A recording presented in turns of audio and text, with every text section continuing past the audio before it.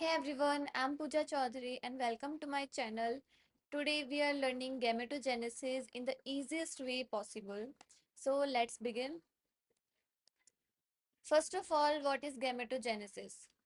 So, the process of formation and maturation of male gamete sperm and female gamete ovum is known as gametogenesis. हमें पता है कि male gamete होता है sperm and female gamete होता है ovum. इन दोनों का फॉर्मेशन और मैचुरेशन का जो प्रोसेस होता है उसी प्रोसेस को हम बोलते हैं gametogenesis. So the process of formation and maturation of male gamete and female gamete is known as gametogenesis. Gametogenesis के भी दो टाइप्स होते हैं, एक होता है स्पर्मेटोजेनेसिस जो कि मेल्स में होता है, एक होता है oogenesis जो कि फीमेल्स में होता है। सबसे पहले हम पढ़ेंगे स्पर्मेटोजेनेसिस क्या होता है। तो the process of development of haploid spermatozoa from primary germ cell is known as spermatogenesis. Primary germ cell से चार हैप्लोइड स्पर्मेटोजोआ बनते हैं हमारे, तो इसी प्रोसेस को हम बोलते हैं spermatogenesis. Okay. In males formation of sperm take place in the seminiferous tubules. हमें पता है मेल्स में जो टेस्टीज होती है, उन टेस्टीज में जो सेमिनिफेरस ट्यूब्यूल्स होते हैं वहां पर स्पर्म का फॉर्मेशन होता है। ओके। और जो एफएसएस जो फॉलिकल स्टिमुलेटिंग हार्मोन जो सिक्रेट होता है एंटीरियर पिट्यूटरी ग्लैंड से, ये इसमें काफी इंपॉर्टेंट रोल प्ले करता है। ओके। अब हम देख लेते हैं कि कैसे फॉर्मेशन और मैचुरेशन होता है स्पर्म्स का। तो सबसे पहले हमारे पास में प्राइमरी जर्म सेल है जो कि डिप्लॉयड है, ठीक है, 2n है। अब इसमें माइटोटिक डिवीजन होगा। माइटोटिक डिवीजन क्या होता है? नॉर्मल सेल्स का जो डिवीजन होता है उसको हम बोलते हैं माइटोटिक डिवीजन। तो प्राइमरी जर्म सेल में माइटोटिक डिवीजन होगा जिससे हमारे पास में बनेंगे स्पर्मेटोगोनिया। ये स्पर्मेटोगोनिया भी डिप्लॉयड होंगे, 2n होंगे। ओके। इस स्पर्मेटोगोनिया से बनेगा प्राइमरी स्पर्मेटोसाइट।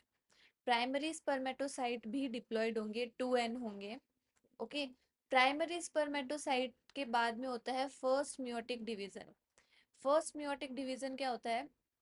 रिडक्शनल डिवीजन होता है, ठीक है। इसमें रिप्रोडक्शन के लिए सेल्स डिवाइड होती है, ठीक है। तो इसमें क्या होता है, क्रोमोसोम्स नंबर जो होता है हाफ हो जाते हैं और जो डिप्लॉयड सेल होती है वो दो हैप्लॉइड सेल्स में डिवाइड हो जाती है। ओके। उसके बाद में फर्स्ट मियोटिक डिवीजन जो होता है वो रिडक्शनल डिवीजन होता है, ये आपको लर्न करना पड़ेगा। और क्रोमोसोम नंबर इसमें हाफ हो जाता है। रिप्रोडक्शन के लिए सेल डिवीजन होता है इसमें। ओके। और जो एक डिप्लॉयड सेल जो है वो दो हैप्लॉइड सेल में डिवाइड होती है, जिससे हमारे पास में बनता है सेकेंडरी स्पर्मेटोसाइट। ये सेकेंडरी स्पर्मेटोसाइट अब क्या है? हैप्लॉइड है, क्योंकि हमने बोला क्रोमोसोम नंबर हाफ हो जाएंगे और डिप्लॉइड सेल जो है वो दो हैप्लॉइड सेल्स में डिवाइड हो जाएंगी। जैसे कि 22+x 22+x। एक डिप्लॉइड सेल जो है वो दो हैप्लॉइड सेल्स में डिवाइड हो गई, 22+x 22+x, ठीक है। अब इसमें होगा second meiotic division. Second meiotic division जो होता है इक्वेशनल डिवीजन होता है, ठीक है। इसमें भी जो सेल्स होंगी वो वापस दो हैप्लॉइड सेल्स में डिवाइड होंगी, ठीक है। वापस ये हैप्लॉइड सेल्स जो है वो वापस से डिवाइड होंगी। तो वापस से डिवाइड होंगी तो क्या होगा, 22+x वापस से दो हैप्लॉइड सेल बनाएगी, 22+x 22+x, ठीक है।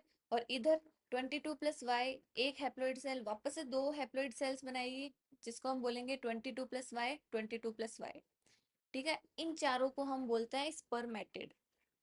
और ये स्पर्मेटिड में कुछ मॉर्फोलॉजिकल चेंजेस होंगे, उसके बाद में हम इसको बोलेंगे मैच्योर स्पर्मेटोजोआ। तो हमारे पास में स्पर्मेटोजेनेसिस, एक स्पर्मेटोजेनेसिस में हमारे पास में चार स्पर्मेटोजोआ होते हैं, ठीक है, जो कि क्या होंगे, हैप्लॉइड होंगे। तो आई होप आपको अच्छे से समझ में आया होगा, मैंने जितना इजी वे हो सकता है उतना इजी वे में आपको समझा दिया ये। उसके बाद में the process of spermatogenesis start just before puberty. जो स्पर्मेटोजेनेसिस ये जो प्रोसेस था ना, ये जब प्यूबर्टी हिट होती है उसके जस्ट पहले ही स्टार्ट हो जाता है, ठीक है। प्यूबर्टी पे नहीं होता है, प्यूबर्टी से पहले ही स्टार्ट हो जाता है। तो इसमें जो प्राइमरी सेल्स होती है ये स्पर्मेटोगोनिया में कन्वर्ट हो जाती है माइटोटिक डिवीजन के हेल्प से। ओके। अब एक सक्सेसफुल स्पर्मेटोजेनेसिस कब होगा, कौन से टेम्परेचर में एक सक्सेसफुल स्पर्मेटोजेनेसिस होता है? ठीक है, तो हमारा जितना बॉडी टेम्परेचर होता है उससे 3 डिग्री सेल्सियस कम टेम्परेचर में एक स्पर्मेटोजेनेसिस का फॉर्मेशन और जो मैचुरेशन होता है वो सक्सेसफुल होता है। ठीक है, सेकेंड आता है हमारे पास में oogenesis। तो फीमेल्स में जो ओवम होता है उसका डेवलपमेंट और उसका मैचुरेशन को हम बोलते हैं oogenesis। ओके, और ये प्रोसेस कहाँ पर होती है? ओवरी में। ओके, अब बर्थ के पहले, बिफोर बर्थ की हम बात कर रहे हैं। ठीक है, तो जब बर्थ हुआ ही नहीं है, अभी बिफोर बर्थ की हम बात कर रहे हैं, तो इसमें बहुत रैपिड माइटोटिक डिविजन्स होते हैं जर्म सेल्स के। ठीक है, जो ओवरी में जो जर्म सेल्स होती है उसमें बहुत जल्दी जल्दी माइटोटिक डिविजन्स होते हैं फीमेल में, जिससे ये उसमें किस में कन्वर्ट हो जाएंगे? ऊगोनिया में कन्वर्ट हो जाएंगे। ठीक है, अब ये जो ऊगोनिया है ये प्रोफेज स्टेज में चला जाता है फर्स्ट मियोटिक डिवीजन के।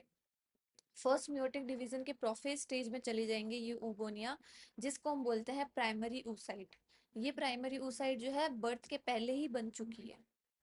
ओके, अब इन प्राइमरी oocyte में 46 क्रोमोसोम्स होते हैं, जिसमें 44 प्लस XX। ठीक है, और जो कि हमें कब फाउंड होता है? At the time of birth. अब बर्थ के टाइम पर 2 मिलियन प्राइमरी oocyte फाउंड होते हैं फीमेल बेबी में। ओके, अब इस 2 मिलियन के बाद में क्या होता है? इन प्राइमरी oocyte में कोई फर्दर डिवीजन नहीं होता है, ये वहां पर अरेस्ट हो जाते हैं। ठीक है, जब तक प्यूबर्टी नहीं आएगी तब तक कोई डिवीजन नहीं होगा प्राइमरी oocytes का।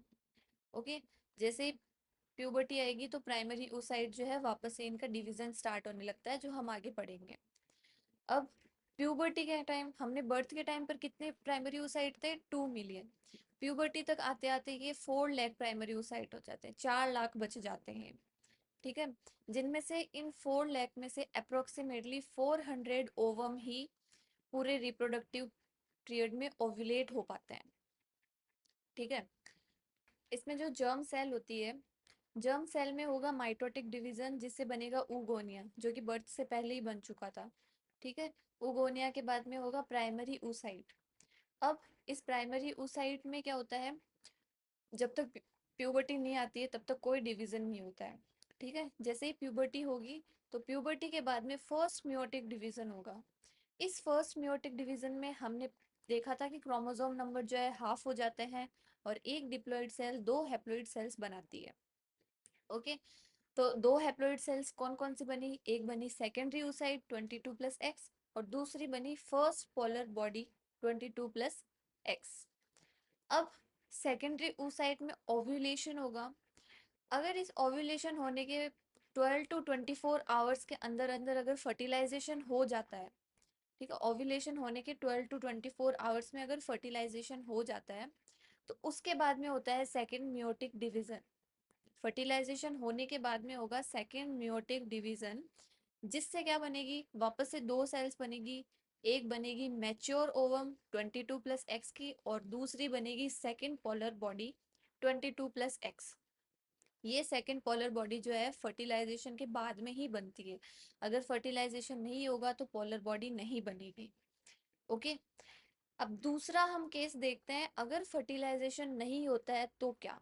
अगर फर्टिलाइजेशन नहीं होगा तो ये जो सेकेंडरी oocyte है ये डीजनरेट हो जाएगी, जिससे कि monthly menstrual period, menstrual flow होता है। ठीक है, तो आई होप आपको गैमेटोजेनेसिस अच्छे से समझ में आया हो। And thank you so much. Like share and subscribe, bye.